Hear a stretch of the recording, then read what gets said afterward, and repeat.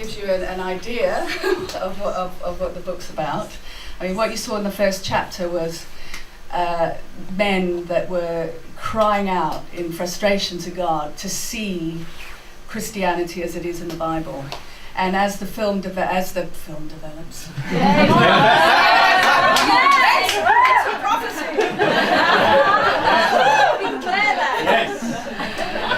the narrative develops, you see those men and women who get together and pray and cry out to God and bang at heaven.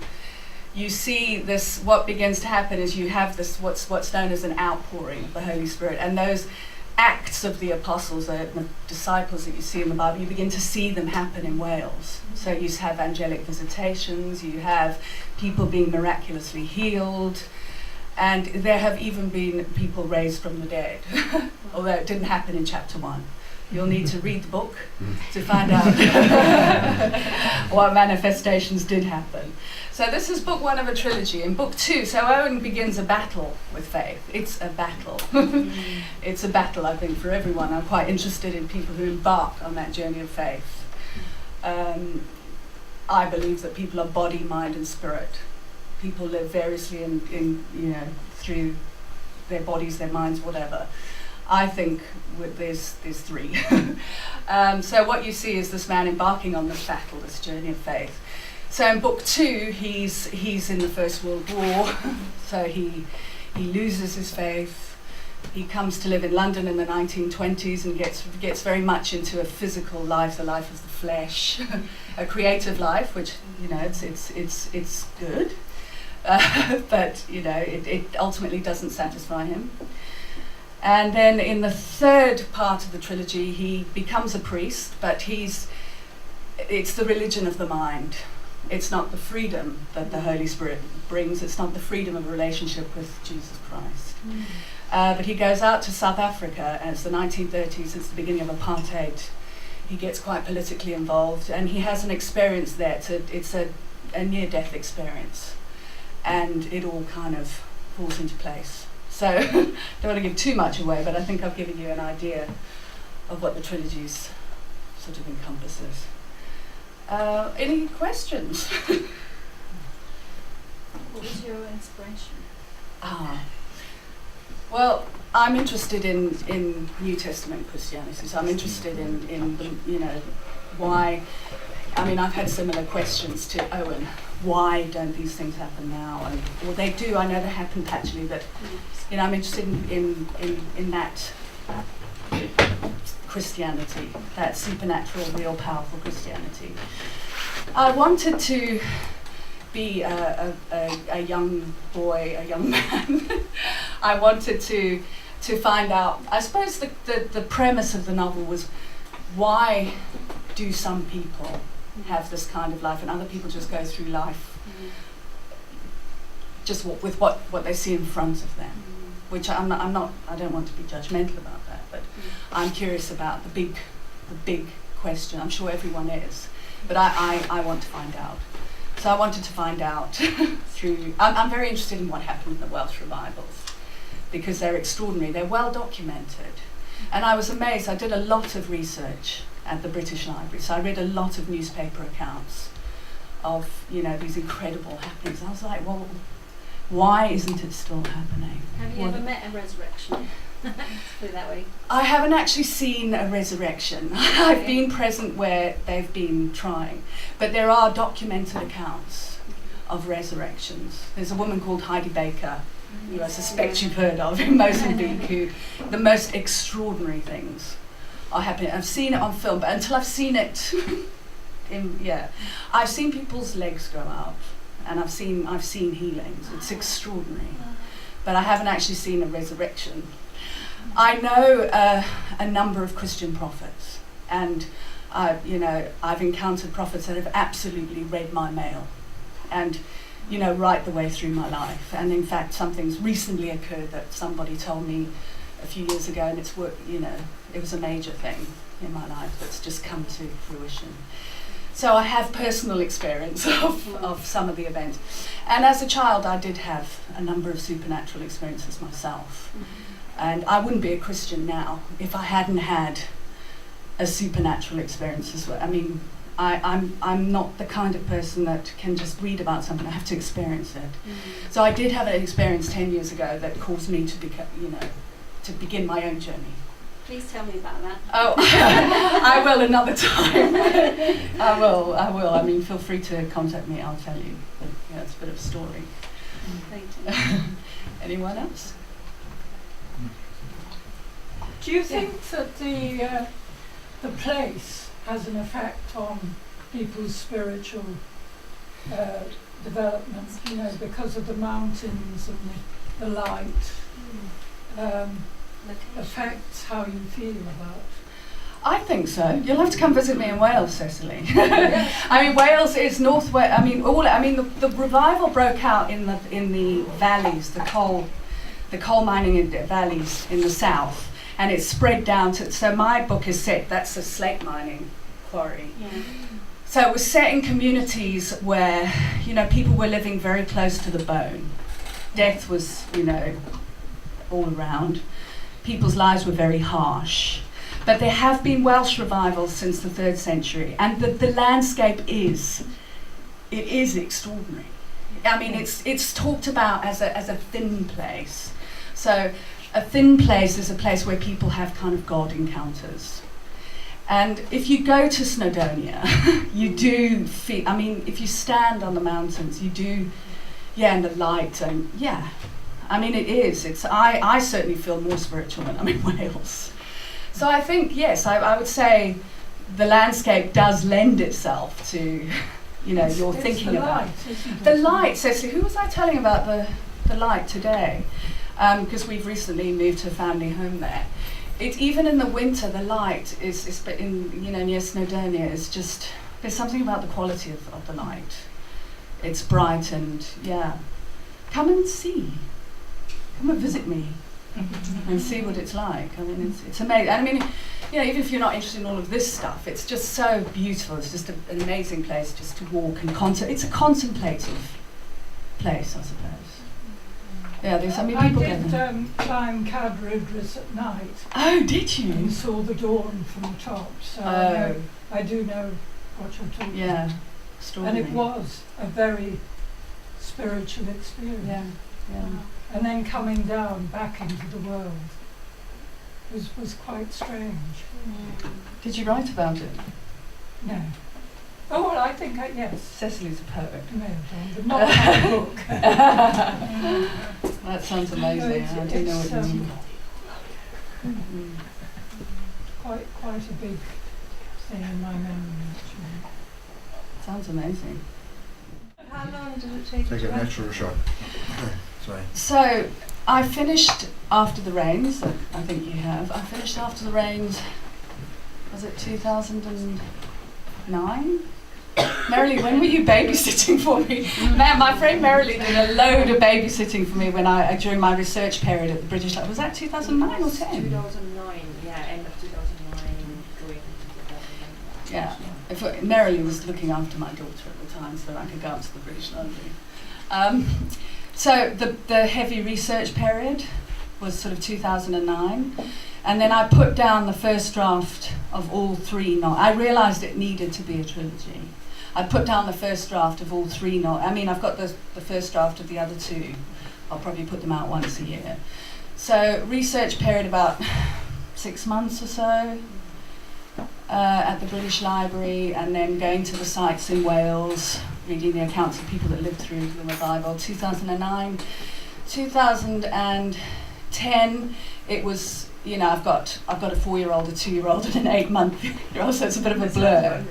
And my 17-year-old. So, with the camera. So patchy probably in 2010, pockets of intense writing, because I can't just write every day, I write when I can. 2011, just before my son was born, my husband started to take time off so that I could have extensive periods of writing. So 3 months before Ezra was born, I realised it was a trilogy, and I finished, but from the end of May to the end of November, I finished the book 1. So very intense time. And actually my husband, Simon, and I have set up Hillman Publishing. So during the time that was going on, I asked my agent to leave, and I decided I wasn't going to put it through a commercial publisher, and we were going to do it ourselves. So this is our first imprint. This is our first pressing for Hillman Publishing.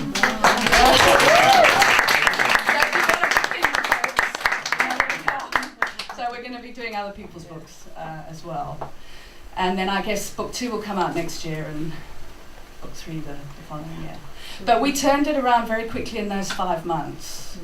You know, look, this, I guess this is about 12 drafts later. So, but lots of intensive drafting before Ezra was born. And then post Ezra, the 3 months straddling Ezra's birth, and after Ezra's birth, a lot of, so it's a bit of a long-winded answer. Yeah. Writing this book, did it inspire you to move to Wales, or?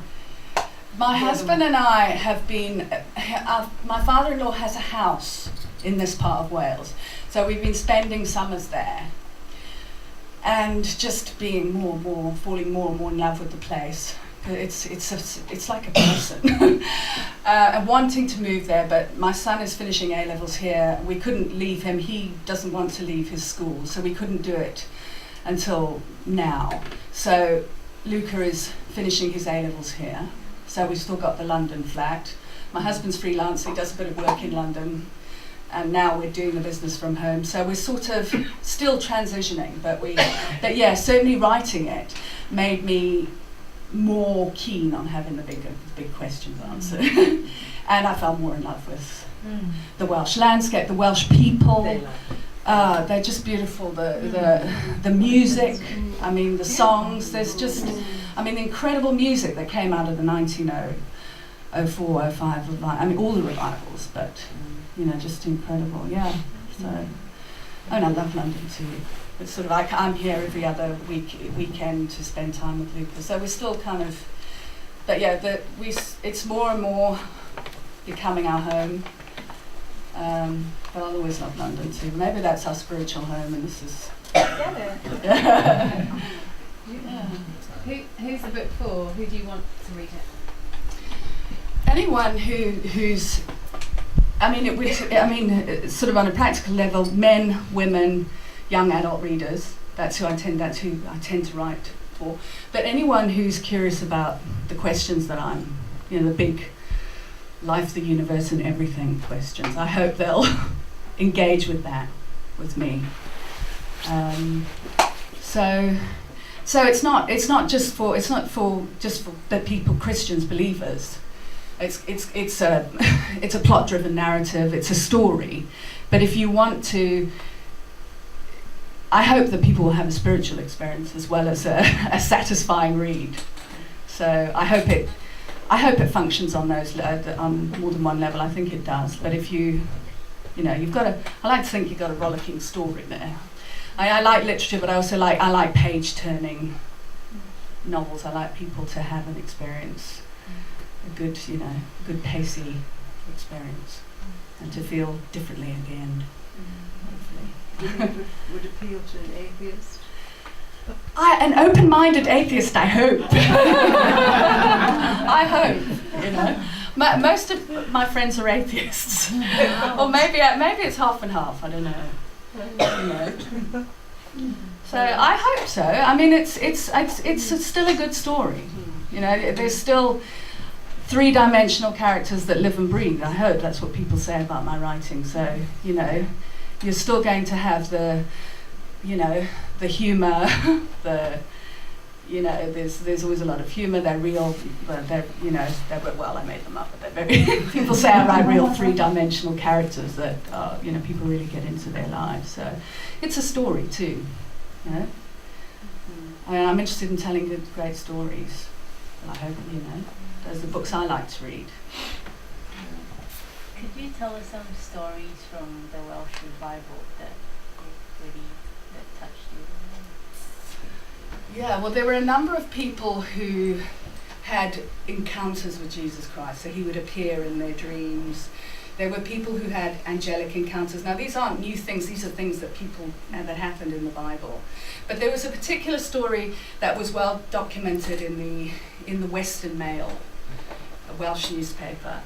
And this woman, it was called the Egrin Lights. This woman used to see blue lights over the houses of people that were ready to receive Jesus Christ. So people during the revival were coming to Christ, were having these conversion experiences, they were getting healed, and it was incredible thing, like the whole of the Welsh rugby team, and just, But this woman was very shy. So she prayed. She didn't want to sort of just, you know how some Christians door knock or go up to people and say, have you heard the good news of the gospel? So she prayed that she could be used in the revival, and she used to see these blue lights over the houses of the people that were ready to, have an encounter with Jesus Christ. I thought that was pretty amazing. Mm-hmm. And there were 2 journalists that went out with her Wow. that saw it themselves, 2 skeptical, I guess, atheist journalists that saw. I found that fascinating. Yeah. You talk about the title of your book and how, because I was just wondering how that relates to the story. The what, sorry? The title of your book, I'm just intrigued. Okay. Yeah. Well, there's a scene in the book where, so these are quarry miners. So the 3 men in chapter 1, they're ministers in the chapel, but they're in the quarry mining community. So they've got their work, their work boots. There's a scene in the book where you see the boots, where it's one of the scenes where Owen has one of his most profound supernatural experiences, and all the miners' boots are lined up in front of the chapel. And so the big men are the big men of the Welsh revival, the men that carried the Welsh revival, if you like. And I suppose Owen's quest is to discover, how to wear big boots, if you like. So that's the symbolism there. And you said earlier about miracles and revivals that were happening, but it doesn't really happen, or maybe it does happen now, but we just don't hear about it or hear about it so much. Why do you think it doesn't really happen so much like that anymore? Okay, well, we live in a very rational world in the West. If you go to Burma, say, or Africa, where people live very much with witchcraft and the supernatural, you see this kind of thing. And so I mentioned Heidi Baker. Heidi Baker lives in Mozambique. Now, if you want to do a search on Heidi Baker, you will find out how hundreds and thousands of people have been healed, and she's built all these orphanages, and incredible. She started out with nothing. Yeah. And I don't know why it's not documented in the press, but there is we are rational, we are logical, we live in the mind, we've got science, and in the West we don't have that kind of environment. I think when Jesus was on the earth, you saw this kind of thing happening all the time, but there does need to be, I think, an expectation of it. People have to be ready for it. People have to want it. So, it's said that God doesn't impress himself on people. Yeah. He doesn't put, one of the things about Christianity is one of the things about what we as Christians believe about God is he gives us choice. Yeah. So it's our choice to have a relationship with him or not. It's our choice. I mean, there are incredible stories of people encountering God in the most incredible ways, but if you're not interested, it's not going to happen. You can read the Bible like a history book, or you can read the Bible in the power of the Holy Spirit and it'll blow you away, or you can read it as a philosophy book. You have to be, it's a heart thing. You have to be open-hearted, and that's where faith begins. It begins with an open-heartedness. If you're cynical, you're not interested. You're unlikely to see anything happen. So there needs, I think, to be an expectation for the miraculous, or a wanting. So those men who were trying to raise Stephen from the dead, they were desperate, and they weren't prepared to just stop there. They pushed and pushed and pushed until God broke through. So you know,